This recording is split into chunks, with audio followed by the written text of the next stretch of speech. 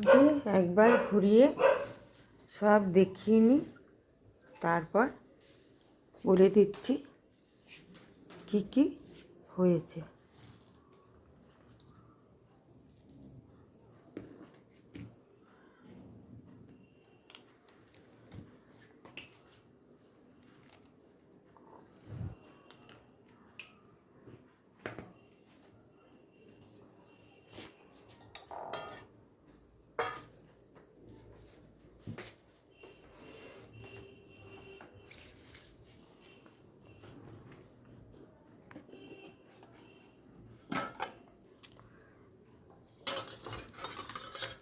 কিতা দিয়ে শুরু করলাম। আজ ছোটো মেয়ের দাঁত অপারেশন হয়েছে, তাই জন্য ও কিছু খেতে পারবে না।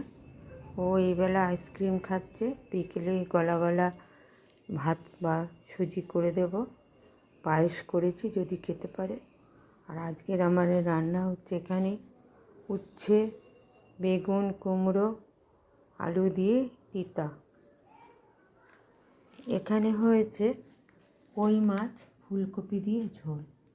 কই মাছ ভেজে, ফুলকপি ভেজে, কালো জিরে ফোড়ন দিয়ে, আদা জিরে ধনে বাটা দিয়ে কষিয়ে, তারপর টমেটো বাটাও দিয়েছি, দিয়ে মাছ ফুলকপি দিয়ে ফুটে ওঠার পর একটু নুন, ধনে পাতা, কাঁচা লঙ্কা ছড়িয়ে নামিয়ে নিয়েছি।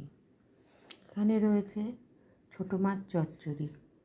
ছোটো মাছ ভেজে, পেঁয়াজ টমেটো ভেজে, জিরে ধনে পাতা বাটা দিয়ে মাছ চচ্চড়িটা করেছি। আর এখানে হচ্ছে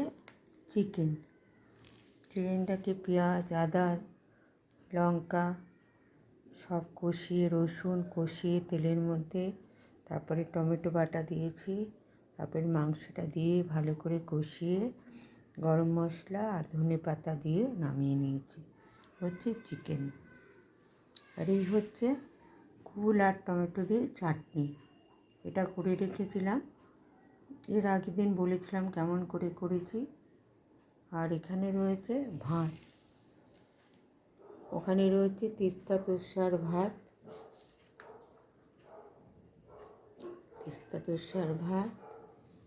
আর এখানে রয়েছে পায়েস। এখানে হচ্ছে খেজুরি গুড় দিয়ে পায়েস করেছি। আর আমার গরমে গুড়ের পায়েস খায় না বলে ওর জন্য বাতাসা দিয়ে পায়েস করেছি, ওটাও লাল রঙই হয়েছে। এই হচ্ছে আজকের রান্না, দেখালাম।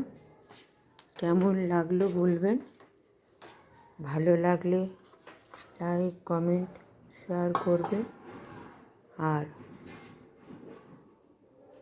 কেমন লাগলো সেটাও জানাবেন। আজ এই পর্যন্তই।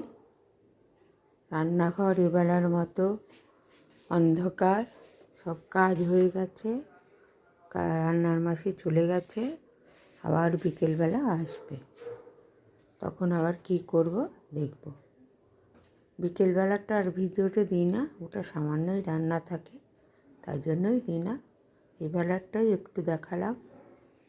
আজ এই পর্যন্তই, আবার পরে আসবো।